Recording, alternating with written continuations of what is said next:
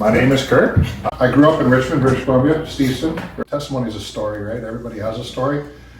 My home church that I go to has a phrase they use, it's called, and they say like, everybody gets one life, one story, and every story matters to God. So it doesn't matter if you don't relate to my story. You may have related to Ken's story. You may have related to Taya's story. Everybody, it's what makes us individuals and unique is that our stories are different. It doesn't matter how many turns you take, it doesn't matter how many changes you take, you only get one story.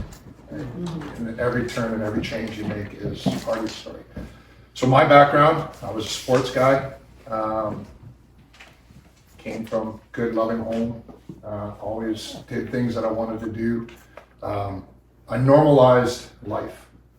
And what I mean by normalizing life is I didn't have God in my life. I just did what my group of friends did, you know. So playing hockey, playing sports, you're a good player, you do this to get your acknowledgments, to get people looking at you going, hey, this guy is this guy, you know, I know who he is. And still left you a little empty. After sports, you know, you get a group of people, you're used to having a group of people. So after sports, I just had my friends and I was empty. There was nothing there. I didn't know why, I didn't know what it was. I was missing something. And so my young adult life, I spent most of my time in the bars, drinking and chasing women. But that's normal, right? That's normal. That's what guys do. That's what all my friends were doing. That's what friends of my friends were doing. We were all just going to the bar. And even for the women were going to the bar and they were having fun and just meeting people and doing things and doing life. That was life. But it wasn't everything. There was still something empty. Didn't matter how many women I met, didn't matter how many weekends I got drunk. I was always still very empty. Started working in bars, worked at bars in Vancouver as a bouncer, bars in Chilliwack as a bouncer. I thought maybe, you know, get paid to drink a little bit and beat people up or make sure people behave. Still left me kind of empty. You know, it didn't matter who I met, what I did, still empty, didn't know. I met my wife in the bar, which most people said it wasn't gonna, you know. Back then, I'm looking around the room, see, there's a lot of jokes here. I can't tell because you guys all understand what I'm talking about. There's only the one young lady in the back who probably knows more of the internet stats, like swiping left and stuff like that. We didn't do that. We went to grocery stores, we went to bars, we went to pubs and stuff like that. So, I met my wife in a bar and we dated for a little bit. We broke up and it was the first time somebody said something to me after we broke up. It's like, if you love something enough, set it free. If it was meant to be, like it'll come back if it was meant to be. And she did come back. We ended up getting back together and we've been together ever since. 16 years married, 20 years together. We have 2 kids, which are her kids. I unfortunately couldn't have kids, which is another thing that kind of maybe left me a little bit empty, knowing that I wouldn't be able to have that to pass on. But we kept doing the same thing together. As a couple, partying, going places, doing things, having fun, and I was empty. I know she was empty. She was hurting. She lost her mom at a young age, her sister at a young age. And we were living in Chilliwack, and that's where I'm from, sorry. Chilliwack. Living in Chilliwack, and the house for sale, the house next door went for sale, and this couple came through. They were looking at the yard. I remember the days just distinctly.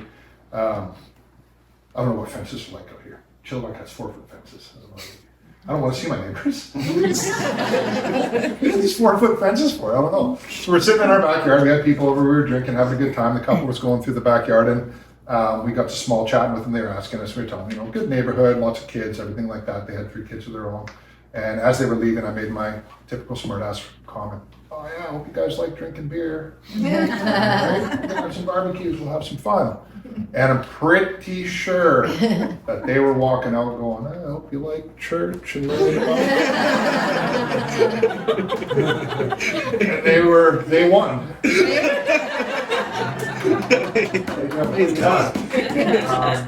A couple years went by and Debbie was her name, Rob and Debbie Best, funny last name, right? Obviously had to be there. The best.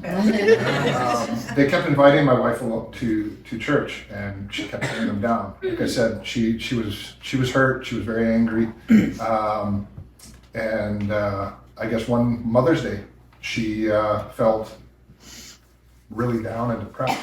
So she took up that invitation, and when Mom says we're going to church, put your best song in and go to church. So we went to church. she started going on a regular basis. I kept taking the kids to sports, making it work here and there. Again, still empty inside. Like I would go to church, I'd go to sports. I'd go to church, I'd go to sports, but I still wasn't there. It was very lukewarm. I even started doing men's groups, just kind of playing the song, right? Like doing what I was told to do and hoping for something. Couldn't find it, right? Still ran a couple men's groups. Still was missing something, even though I was going to church. I was going to the groups. I was doing this. I was doing that. I thought I was doing everything right. It still wasn't quite there. Funny enough, that takes me into where I'm at today. And I'm not saying for everybody a club is your life, but it's something that got me from lukewarm to all in. I don't know if I met somebody or I saw a picture online. I reached out to the Bond Slaves website, got an answer back right away. Got to go on a ride. I think I went up to Kelowna for, I think it was a toy drive. And, okay, so I got to tell them a funny story about Aaron. Never met these guys a day in my life. I'm in Hope, I'm waiting. I'm just regular biker dude. I just ride motorcycles. These guys roll in. I look over and I recognize two guys and Aaron's there. And if you know the Chevron gas station, if you've ever been on the mainland in Hope, it's pretty much where every biker goes to fill up the passenger. If you don't stop there, it's like the Bermuda Triangle, something's gonna happen. Yeah. So we get there, Aaron comes walking up, I think he grabbed a bite to eat. Let's see if I can demonstrate on this chair.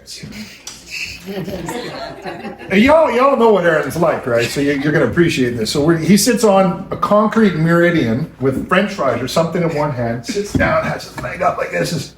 So, how'd you hear about us? And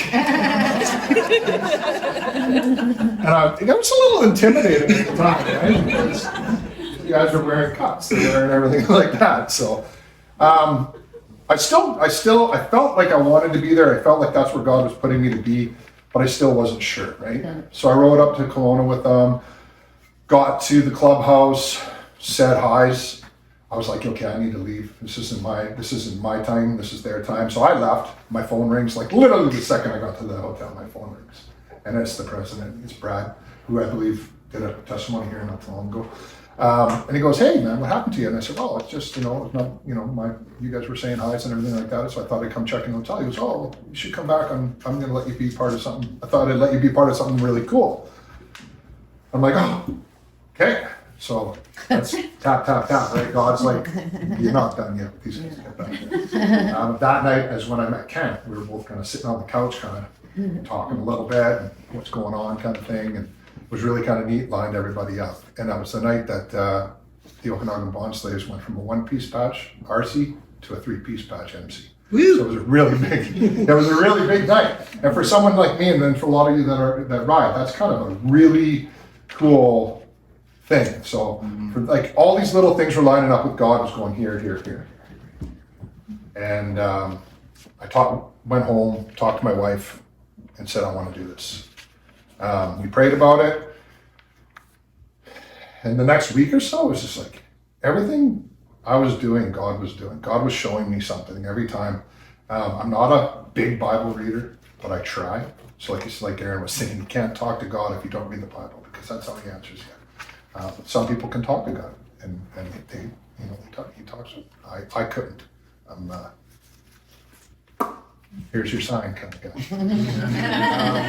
So basically, longer story short, my piece that I was missing, that I felt was God put me as like I'm not muscular, kind of fat. I don't understand why I'm so cold in here.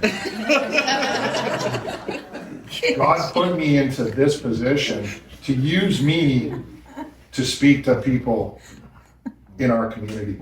And we know what our community is like. It's a dark community. A lot of times it's a dark place. But if he can use you to be a light in that dark place, and I felt that's exactly where he was calling me.